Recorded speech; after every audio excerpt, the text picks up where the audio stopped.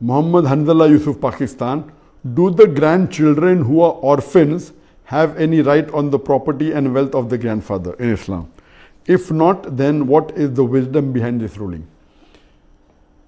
The question posed is that if there's a person who has children and if his son or daughter dies and leaves children, so can the grandchildren inherit from the grandfather? And most of the people think that, okay, suppose a person has got 5 children and one child expires and he has children, so whatever his share of the inheritance can go to the grandchildren. This is totally wrong. In Islam, if a person's daughter has children, irrespective whether the person's children are alive or not, the grandchildren do not inherit at all. So, inheriting from the daughter's children, the grandchildren from the daughter, in all cases, the grandchildren from the daughter cannot inherit. As far as grandchildren from the son, if the person has children and if his son has expired leaving children but his other children are alive, then the grandchildren from the son also do not inherit anything. But if a person has got children and from his son he has got children and all his children expire, so if all the children expire, then the inheritance goes to the other close relatives. So in this case, the grandchildren from the son will inherit a portion. What is the wisdom? The wisdom behind why grandchildren do not inherit is because these inheritance, the shares have been fixed by Allah subhanahu wa ta'ala. Irrespective whether children are pious or not, as long as they are children and they are in the fold of Islam, they inherit irrespective whether they're pious or they're not pious, whether they take care of the father or not father, they inherit. These are the portions, inheritance prescribed in the Quran in Surah Nisa, chapter number 4, verse number 11 and 12. There is one more verse in the Quran, Surah Ma'idah, chapter 5, verse number 108, where it says that before you die, you write down your will in inheritance. And this verse was revealed before Surah Nisa, chapter 4, verse number 11 and 12.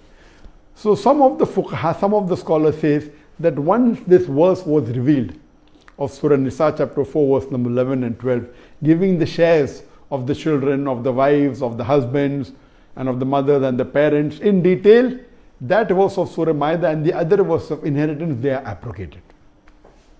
Some scholars say no, it's not abrogated, yet it's valid. And this here refers to those shares a person is allowed to will 1/3 of his inheritance to people outside those who are actual inheritors. So these scholars say this verse is encouraging the people to write their wasiyah, the share of inheritance, maximum 1/3 they can will. Based on hadith that one of the Sahaba says, I want to will my full property. Prophet said you cannot. He said I want to will half. He said you cannot. So he said maximum you can, which is the worst, is 1/3. So 1/3 that maximum you can will outside those who are your actual inheritors, as mentioned in the Quran and the Hadith, is 1/3. So scholars say that these grandchildren who are not the actual inheritors, you can will up to 1/3 of your share. And I also agree that this verse is not abrogated. Why? Because this share mentioned in the Quran is applicable in Muslim countries who do not make a will.